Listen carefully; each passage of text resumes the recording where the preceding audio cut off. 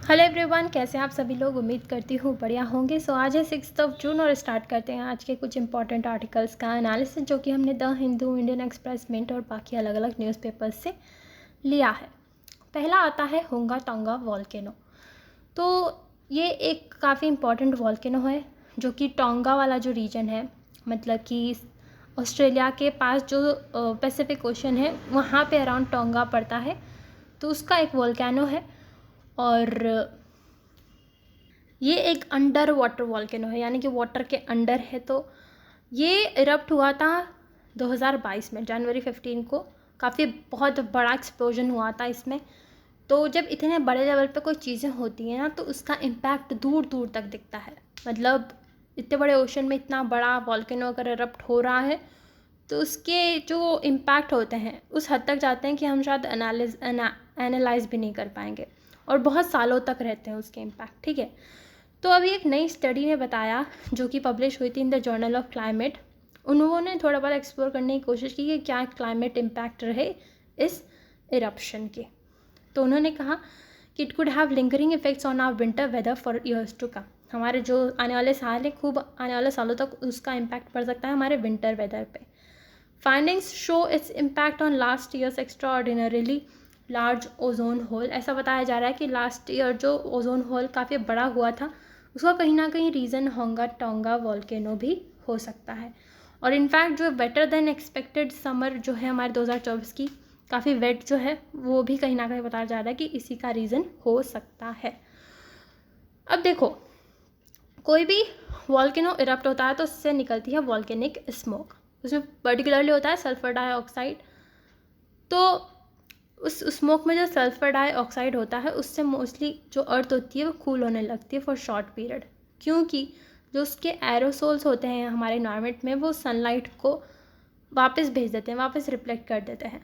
कब तक करते हैं? जब तक कि वो सल्फेट के जो एरोसोल्स हैं वो वापस ज़मीन पे नहीं बैठ जाए या फिर रेन आउट नहीं हो जाए। ठीक है, तो जब तक उसके पार्टिकल्स इन्वायरमेंट में रहेंगे सल्फर डाइऑक्साइड के, तब तक हमारा थोड़े टाइम के लिए अर्थ जो है कूल होती है। तो ये तो होगी नॉर्मल वॉल्केनो की बात। लेकिन हुंगा टोंगा की बात करें तो ये तो अंडर वाटर वॉल्केनो है। तो इसमें क्या हुआ कि इससे क्रिएट हुआ बहुत सारा वाटर वेपर, क्योंकि वाटर के अंदर इतना बड़ा वॉल्केनो इरप्ट हो रहा है तो वाटर वेपर बहुत क्रिएट होगा, और वो एंड अप हुआ इन द स्ट्रेटोस्फेयर। हमारी जो एक लेयर होती है एटमॉस्फेयर की, जिससे कहते हैं स्ट्रेटोस्फेयर, तो वहाँ पे एंड अप हुआ, जिससे कि क्या हुआ, कुछ केमिकल रिएक्शंस हुए जिससे कि ओजोन लेयर भी थोड़ी डिस्ट्रैक्ट हुई। उसी में मैंने बताया कि ओजोन जो होल है वो थोड़ा बड़ा हुआ, और water vapour undoubtedly green house gas भी है, उसका ग्रीन हाउस इफेक्ट भी बढ़ता है। तो इसके थोड़े अलग इम्पैक्ट देखने को मिले, और भी इम्पैक्ट होंगे। ये तो बस कुछ बताए हैं कि हाँ ये इम्पैक्ट हो सकते हैं और इस वजह से शायद ऐसा हो रहा है, क्योंकि nobody really knows how it will impact our climate. और ये भी बोला जा रहा है कि it seems to change the way some waves travel throughout the atmosphere, and atmospheric waves are responsible for highs and lows which directly influence our weather. जब इतने बड़े लेवल पे अंडर वाटर वॉल्केन होता है तो वेव्स भी create होती हैं, और अलग अलग वेव्स जब अलग अलग तरीके से क्रिएट होती है तो वो वेदर पे डिफरेंट इम्पैक्ट लाती हैं। तो वो डेफिनेटली कहीं ना कहीं उस तरीके से भी वेदर पे इसका इम्पैक्ट आया होगा। तो ये कुछ एकदम परफेक्ट स्टडी नहीं बोल सकते इसको, लेकिन हाँ, इन्होंने कुछ ऐसी फाइंडिंग्स ज़रूर दे दी जिससे कि बाकी साइंटिस्ट की क्यूरियोसिटी बढ़ेगी और वो इस चीज़ को स्टडी करेंगे कि हाँ यार, इसका क्या क्या इम्पैक्ट हुआ और कितने सालों तक होगा। ठीक है, तो इस पर एक इन्होंने पहल तो चालू कर दी। So this study might not be perfect as there are several factors which must be taken into account, but it will still scientific interest to understand its impact. तो ये याद रखना है कि हुंगा टोंगा कहाँ पे है और क्या है। ठीक है, ये बात थी। अब भाई गोल्ड आ गया है इंडिया में वापस इंग्लैंड से। अब ऐसा मत समझ लेना कि वो चोरी करके ले गए थे और हम वापस ला रहे हैं, ऐसा कुछ भी नहीं है।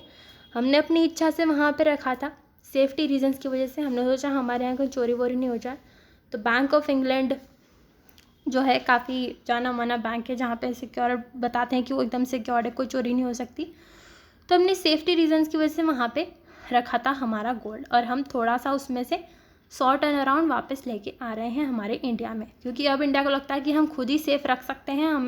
हमारी इतनी औकात है तो क्यों हम बाहर रखें। बाहर वाले को फिर पैसा भी देना पड़ता है थोड़ा कि हमारा सेफली रख रहे हो, तो उसकी फ़ीस लगती है, तो वो सब क्यों करे भाई। और बाहर वालों का भरोसा भी नहीं, कल को मना कर दें कि हम तो नहीं दे रहे सोना, तो हम क्या कर लेंगे, है कि नहीं। क्योंकि जैसे कि मान लो अभी रशिया ने जो अपना सोना रखा हुआ था यूएस में या बाकी यूरोपियन कंट्रीज़ में, तो अभी जब वॉर छिड़ा तो उन्होंने तो कह दिया कि हम तो आपका सीज़ कर लेंगे सोना। तो खुदा ना करे भाई कल को ऐसा कुछ हो जाए इंडिया में, मान लो इंडिया की ही किसी से कुछ जंग हो जाती है, मानो पीओके के ऊपर ही कोई जंग हो गई और वो तो लोग कहते हैं कि हम तो नहीं दें आपको सोना, फिर अपन क्या कर लेंगे। सो इसलिए अपने घर का सेट अपने घर में ही रहे तो सबसे ज़्यादा सुरक्षित वहीं रहेगा, ठीक है। ये बात आ जाती है, इसलिए हम 100 टन वापस लेके आए हैं। और ये काफ़ी बड़ा मूवमेंट है, मतलब 100 टन काफ़ी ज़्यादा हो जाता है। इनफैक्ट 1991 के बाद अब ये इतना बड़ा मूवमेंट हुआ है। तब क्यों हुआ था? तब इसलिए हुआ था कि हमें फाइनेंशियल क्राइसिस चल रहा था, तो हमें पैसों की ज़रूरत थी, तो हमने सोने को प्लेज करके जो है पैसा लिया था बाहर वालों से, तो तब इतना मूवमेंट हुआ था। हालांकि वो सोना हमने छुड़वा लिया था, लेकिन यहाँ पे मूवमेंट की बात हो रही है, तो तब इतना बड़ा मूवमेंट हमारे इंडिया के गोल्ड का तब हुआ था और एक अब हुआ है, ठीक है। और मार्च 2024 की बात करें तो आरबीआई के पास अराउंड 822 टन का गोल्ड है, कुछ बाहर रखा है इसमें से, कुछ घर में रखा है। और डोमेस्टिकली की बात करें, मतलब हमारे घर की, तो हम इंडिया में कहाँ स्टोर करते हैं, तो वॉल्ट्स हैं आरबीआई के ओल्ड ऑफिस बिल्डिंग में, जो कि मुंबई मिंट रोड पे आती है, और नागपुर में भी, तो यहाँ पे रिस्टोर करते हैं। और ये जो मूव है कि जो हम वापस इंडिया लेके आ रहे हैं, वो बताता है कि स्ट्रेंथ कितनी बढ़िया है अभी हमारी इकॉनमी की, और हमारा कॉन्फिडेंस भी बढ़ता जा रहा है हमारे खुद के ऊपर। और ट्रांसफ़र हेल्प क्या करेगा ना, कि एक तो स्टोरेज फीस वगैरह हमें नहीं देनी पड़ेगी फॉरेन कस्टोडियंस को, ठीक है। और ये एक्चुअली आरबीआई जैसे जो सेंट्रल बैंक्स हैं ना, ये अभी कोशिश कर रहे हैं कि ज़्यादा से ज़्यादा थोड़ा गोल्ड ख़रीदा जाए, क्योंकि कोई भी जियोपॉलिटिकल वोलेटिलिटी होती है, करेंसी वोलेटिलिटी होती है, तो उसमें एज अ हेज वर्क करता है गोल्ड के रिजर्व्स। गोल्ड के दाम मोस्टली बढ़ते ही हैं, तो गोल्ड ज़्यादा से ज़्यादा ख़रीदने की कोशिश कर रही है, और इसीलिए ये इस पर एफ़र्ट लगाए जा रहे हैं कि इंडिया में ही सुरक्षित हम सेफली रख पाएँ, उस पर वर्क किया जाए। तो उसी के लिए 100 टन भी हम वापस ले आए। और इस मूव से पहले आरबीआई के पास ना जो अराउंड 822 टन बताया था, उसमें से अप्रॉक्स 500 टन जो है बाहर था। ये अप्रॉक्स बोल रही हूँ मैं, फिक्स नहीं है, अप्रॉक्स है। और अराउंड 300 टन इंडिया के अंदर था, लेकिन अभी 100 हम और ले आए घर पे, तो 400 हो गया। बाहर भी 400 है, घर में भी 400 है। So with the repatriation of 100 tonne, the distribution of gold reserves have now achieved a balance 50-50 split with approx 400 tonne each in India and abroad. अब सिंपल सा था, आई गेस न्यूज़ समझ में आ गया होगा। बढ़ते हैं आगे स्पॉट बेलीड ईगल आउल पे। ये न्यूज़ में इसलिए रहा कि भाई पेंच टाइगर रिजर्व जो है महाराष्ट्र का, वहाँ पे रिसेंटली रिपोर्ट किया first photographic record of a spot bellied eagle owl. तो एक तरीके का आउल होता है, ईगल जैसा दिखता है, उसको फॉरेस्ट ईगल आउल भी बोलते हैं। काफ़ी बड़ा होता है और मतलब दूसरों जीव जंतुओं को खाता है। ये इंडिया में पाया जाता है, Nepal, Bhutan, Sri Lanka, Bangladesh, south east Asia. कुछ ऐसा दिखता है जो इस पिक्चर में दिख रहा है ना, ये है spot bellied eagle and it is a large species of owl. काफ़ी बड़ा आउल होता है, और इनके जो अपर पार्ट्स होते हैं वो रिच चॉकलेट कलर के, ब्राउन कलर के होते हैं, rich chocolate brown and speckled with white spots, कुछ कुछ स्पॉट होते हैं। बेली पे इनके लाइट क्रीम कलर होता है और बोल्ड ब्लैक स्पॉट्स होते हैं। नॉक्टर्नल होते हैं, रात में ही जगते हैं।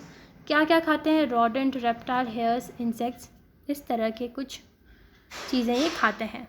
IUCN की स्टेटस की बात करें तो लीस्ट कंसर्न है, हमारे वाइल्ड लाइफ प्रोटेक्शन एक्ट में स्केड्यूल 4 में आते हैं, और साइट्स के अपेंडिक्स 2 में आते हैं। अलग अलग सी अजीब अजीब सी आवाज़ निकालते हैं, जिसकी वजह से इन्हें घोस्ट ऑफ द फॉरेस्ट भी बोला जाता है। देख सकते हैं आप, इसके यहाँ पे क्रीम कलर है, यहाँ पे थोड़ा चॉकलेट ब्राउनिश कलर है, और काफ़ी डरावने से लगते हैं। सो ये स्पॉट किया गया, और ये इम्पॉर्टेंट हो जाता है इसीलिए हमारे एग्ज़ाम के लिए, ठीक है।